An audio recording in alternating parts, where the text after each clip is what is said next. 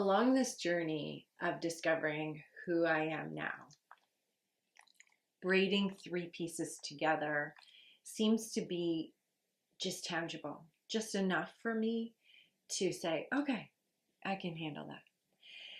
And another big piece along my journey that became a big word for me to open up doors to just into a different space, a different possibility, a different bit of curiosity and wonder was the word allow. And when you allow, you surrender. You're not controlling, which for me has been a big, big piece of discovering who I am now, remembering, and leaving space to be curious about where I would like to go and how I would like to move forward. A difficult one, but yet a big one. I think our generation, we weren't taught this really well, or perhaps allowed it. And the word is joy. Joy is, well, you know what joy is. We forget what joy is. We can get lost in a lot of different things, a lot of shoulds, a lot of how things could have been. We can also get ourselves hung up on a lot of regret and disappointment.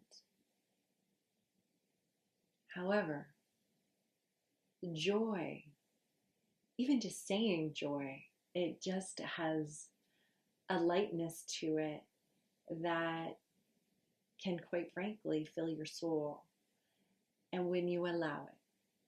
So my first offering would be looking at and seeing what brings you joy and perhaps allowing that into your world. And the other piece is where I think we also weren't taught a lot about dualities, and that's allowing two things, joyful tears, maybe even dancing in the rain, having two feelings at the same time and being okay with it. It is okay. I remember one time, our wonderful dog died. And I remember one of my children laughing when we told them. And at that time in my life, I didn't understand that. And of course, it was his expression, his uncomfortableness, his sadness. But at that moment in my life, I couldn't quite understand that it's quite okay to have multiple emotions and still feel. My second piece is grief. To allow grief to be part of your world. It's very important. Opening up that space to grief. There are many, many, many different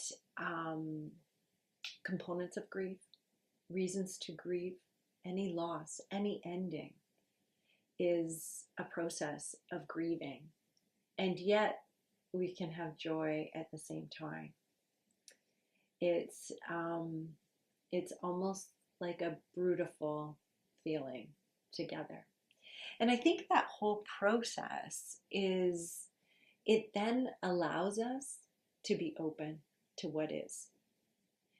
If we aren't guarded, we aren't rigid, and we allow what is happening, what is in the present right now, not what was, not even fearful perhaps of what's to come, just staying in the now, allowing yourself to have joy, allowing grief to come as it is, grieving what's gone, and then recognizing that in this moment, right now, this is what it is, and seeing what that brings.